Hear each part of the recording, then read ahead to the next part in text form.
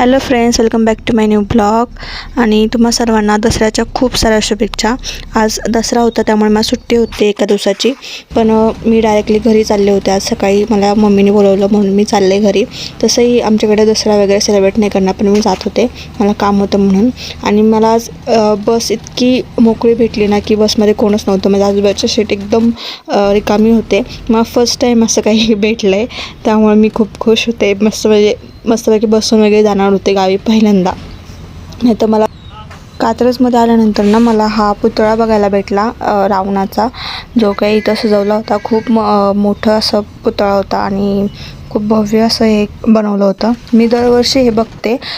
दरवेळेस मी ज्यावेळेस गावाहून येते त्यावेळेस इथं बघायला भेटतं किंवा जाताना मला हे बघायला भेटतं. खूप मोठं रावणाचं पुतळा वगैरे करतात, ते रावण दहन होतं, त्यामुळं मी दरवेळेस बघते.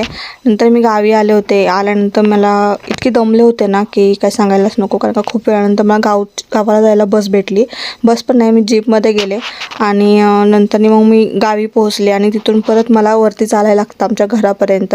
तर मला गावाला यायला ना त्यामुळे आवडत नाही. आल्यानंतर मी सर्वात पहिले ना मी आजूबाजूचा परिसर पाहिला. आमच्या गावी माझ्या अंगणामध्ये किंवा आमच्या बागेमध्ये काय काय आले, तर खूप साऱ्या पपई वगैरे आल्या होत्या. परत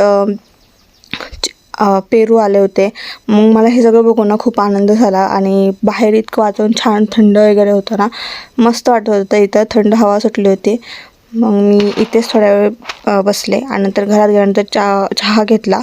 जेवण तर मी केलं नव्हतं, पण लगेच जेवू शकत नव्हते, त्यामुळे चहा घेतला आणि मग मस्तपैकी एन्जॉय केलं. Thank you for watching. बाय.